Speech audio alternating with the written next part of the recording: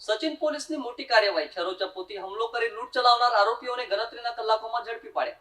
સુરત શહેરના સચિન વિસ્તારમાં જાહેરમાં છરો, ચપ્પુ તેમજ પાવડા જેવા ઘાતક હથિયારો વડે જીવલેણ હુમલો કરી લૂંટ ચલાવનાર આરોપીઓને સચિન પોલીસે ગણતરીના કલાકોમાં ઝડપી પાડી નોંધપાત્ર સફળતા મેળવી છે. શહેરના જૂના સ્લમ બોર્ડ વિસ્તારમાં બનેલી આ ચોંકાવનારી ઘટનામાં વેપારી યુવક પર નિર્દયતાથી હુમલો કરી રોકડ રકમ લૂંટી આરોપીઓ ઘટના બાદ ફરાર થઈ ગયા હતા. ઘટનાની ગંભીરતાને ધ્યાનમાં રાખી સચિન પોલીસ તાત્કાલિક હરકતમાં આવી હતી અને અલગ અલગ ટીમોની રચના કરી તપાસનો ધમધમતો દોર શરૂ કર્યો હતો. પોલીસે technical surveillance, CCTV footage, mobile location અને બાતમીદારીઓના મદદથી આરોપીઓ સુધી પહોંચવા માટે સઘન તપાસ હાથ ધરી હતી. સતત મોનિટરિંગ અને ઝડપી કાર્યવાહી બાદ પોલીસે ગુનામાં સંડોવાયેલા આરોપીઓને ઝડપી પાડી વધુ પૂછપરછ અને કાયદેસરની કાર્યવાહી શરૂ કરી છે.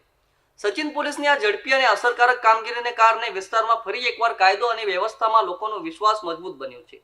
સ્થાનિકોમાં સુરક્ષાની લાગણી વધતી જોવા મળી રહી છે અને પોલીસની કામગીરીને લઈને લોકો પ્રશંસા વ્યક્ત કરી રહ્યા છે. ગઈ તારીખ 16/5/2026ના રોજ બપોરના 15:00 સુમારે જે સચિન ખાતે આવેલ જૂના સ્લમ બોર્ડમાં હનુમાનજી મંદિરની પાછળ જાહેરમાં જે 307નો બનાવ બનેલો એના અનુસંધાને સચિન પોલીસે જે આ ગુનામાં બહુ જ રીઢા ગુનેગારો સંડોવાયેલા જણાયા આવતા તુરંત એક્ટિવ થઈ 4 આરોપીઓની ધરપકડ કરવામાં આવેલ છે. આમાં રોશન સંજયભાઈ બરકસ તથા આનંદ સુરેશભાઈ પાટીલ, પ્રિન્સ રાજેશભાઈ પટેલ તથા રાકેશ ઉર્ફે રાખ્યો પ્રકાશભાઈ વાઘ.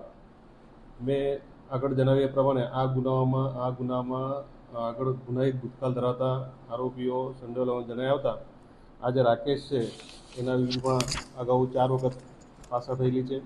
શરીર સંબંધી ગુનાઓ, મિલકત સંબંધી ગુનાઓ પણ નોંધાયેલા છે અને આ શરૂઆતના તબક્કામાં આ જે લૂંટનો બનાવ હતો એમાં હજુ પણ ઘણા આરોપીઓ સંડોવાયેલાનું તપાસ દરમિયાન જણાયા આવતા આગળની એ પ્રમાણે કાયદેસરની જે કલમો એડ કરવાનું થશે એ પ્રમાણે સચિન પોલીસે આરોપીઓને રિમાન્ડ મેળવી આગળની કાર્યવાહી હાથ ધરેલ છે.